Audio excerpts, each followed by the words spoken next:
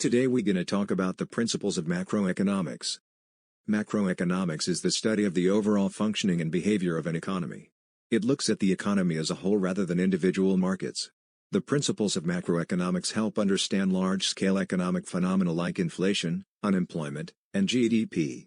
These principles guide policymakers and economists in managing national economic policies. One of the foundational principles is scarcity and choice. Scarcity arises because resources are limited, and society must make choices on how to allocate these resources. Individuals, businesses, and governments must decide how to use their finite resources effectively. This leads to the concept of opportunity cost, which is the value of the next best alternative when a decision is made. The basic principle of scarcity is crucial because it underpins many macroeconomic decisions. Governments must balance competing priorities, such as national defense, healthcare, and infrastructure, against limited budgets. Another key principle is the law of supply and demand, which governs price levels in the economy. In a market, the price of goods and services is determined by the interaction of supply, how much of a good is available, and demand, how much consumers want. When demand increases, prices tend to rise if supply does not keep up. Conversely, when supply exceeds demand, prices tend to fall. The law of supply and demand helps regulate market equilibrium, where the amount supplied matches the amount demanded. Governments use this principle to understand inflation and manage price stability. Understanding how supply and demand interact is critical in analyzing macroeconomic conditions like recessions or booms. For example, during a recession, demand for goods often drops, leading to lower prices and higher unemployment. Conversely, during periods of high economic growth, demand outpaces supply, driving prices up. Understanding these dynamics helps policymakers and businesses make better decisions on production, pricing, and investment. The business cycle is another essential principle of macroeconomics.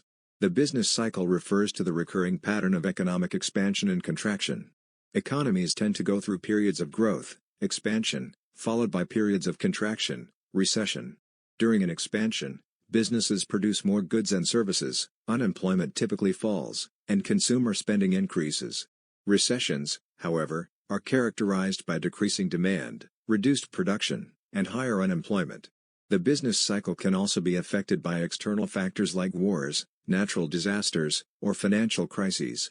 Macroeconomists study these cycles to predict and manage economic activity. Governments may intervene by adjusting fiscal and monetary policies to moderate the extremes of the cycle. During recessions, governments might increase spending or lower taxes to stimulate demand. In expansions, they may increase taxes or reduce spending to avoid overheating the economy. Inflation is one of the most important concepts in macroeconomics. Inflation refers to the general rise in the price level of goods and services over time. It erodes the purchasing power of money, meaning consumers can buy less with the same amount of money. Inflation can occur when demand outpaces supply, demand pull inflation, or when production costs increase, cost push inflation. Moderate inflation is normal in a growing economy, but hyperinflation is harmful as it destabilizes the economy. Central banks, like the Federal Reserve, use monetary policy to control inflation. By adjusting interest rates and regulating the money supply, central banks can influence inflation rates. If inflation is too high, central banks may increase interest rates to reduce borrowing and spending. Conversely, if inflation is too low, they might reduce interest rates to stimulate demand. Understanding inflation is crucial for maintaining price stability and economic confidence. Unemployment is another central concern in macroeconomics. Unemployment refers to the percentage of people in the labor force who are actively seeking but unable to find work. There are different types of unemployment: frictional, structural, and cyclical. Frictional unemployment occurs when people are temporarily between jobs or are entering the workforce for the first time. Structural unemployment results from changes in the economy, such as technological advances that make certain skills obsolete. Cyclical unemployment occurs due to downturns in the economy, where businesses reduce hiring or lay off workers. High unemployment is harmful because it leads to lower consumer spending and reduced overall economic output. Governments use fiscal and monetary policies to reduce unemployment. For instance, during a recession, government spending and tax cuts can stimulate job creation.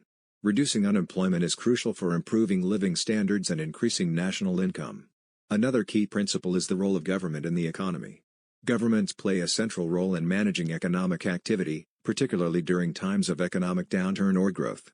Through fiscal policy, Governments adjust spending and taxation to influence the economy. For example, in a recession, the government may increase spending on infrastructure projects to stimulate demand. Monetary policy, managed by central banks, controls the money supply and interest rates to regulate inflation and economic growth. Governments also regulate industries to maintain fair competition and prevent monopolies. They provide public goods like national defense, healthcare, and education that are not always profitable for private businesses to supply. Additionally, governments redistribute income through welfare programs to reduce poverty and inequality. Macroeconomic policies aim to balance growth, stability, and social welfare. Understanding the role of government helps ensure policies are designed to optimize the economy's performance.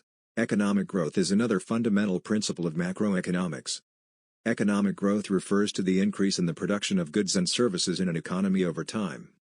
Sustained growth leads to higher living standards, improved infrastructure, and greater opportunities for employment. Growth is often measured by increases in GDP, gross domestic product, though other measures like GDP per capita can be used for a clearer picture of living standards.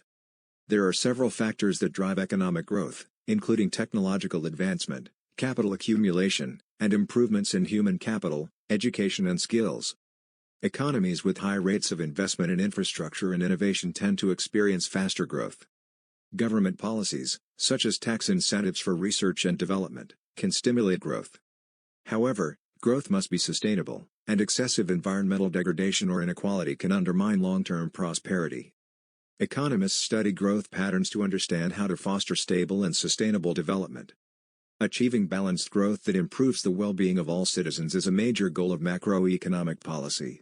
Globalization has become an increasingly important principle in modern macroeconomics. Globalization refers to the increasing interconnectedness of economies through trade, investment, and technology. Countries now rely more heavily on international trade, capital flows, and global markets for goods, services, and labor. This interconnectedness means that economic events in one part of the world can quickly affect others. For example, a financial crisis in one country can lead to a global recession. Globalization also increases competition, which can drive innovation and reduce costs.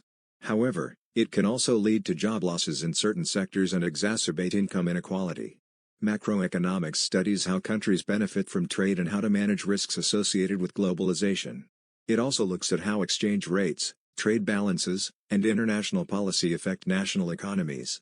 Understanding globalization is crucial for developing policies that harness its benefits while mitigating its risks. Another principle of macroeconomics is monetary policy. Monetary policy refers to the actions taken by a country's central bank to control the money supply and interest rates. The central bank uses monetary policy to achieve objectives such as controlling inflation, stabilizing the currency, and fostering economic growth. The main tools of monetary policy are open market operations, adjusting the discount rate, and changing reserve requirements for banks. When a central bank lowers interest rates, it encourages borrowing and investment, stimulating economic activity. Conversely, when interest rates rise, borrowing becomes more expensive, which can cool down inflation. Monetary policy directly impacts consumer spending, business investment, and overall economic stability. In many countries, central banks are independent from the government to avoid political interference. The effectiveness of monetary policy relies on how well it anticipates future economic conditions and adjusts accordingly. By managing the money supply and interest rates, central banks help maintain stability and promote sustainable growth. Finally, market failures and government intervention are critical in macroeconomics. Market failures occur when the free market, left to its own devices, fails to allocate resources efficiently or equitably. Examples include monopolies, externalities, such as pollution, and public goods, like national defense. In such cases, government intervention may be necessary to correct inefficiencies and protect the public interest. Governments can regulate industries, provide subsidies for positive externalities, like education, or impose taxes on negative externalities, like pollution. Market failures can also lead to income inequality, where some individuals have vastly more resources than others.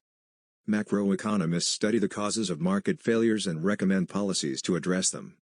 Governments may also intervene during economic crises to stabilize the economy and prevent long-term damage. Balancing free market dynamics with the need for government intervention is a central challenge in macroeconomic policy. The goal is to create an environment where our markets can function efficiently while ensuring social welfare and long-term sustainability. These principles provide a framework for understanding the behavior of economies and form the foundation for policy decisions that affect millions of people.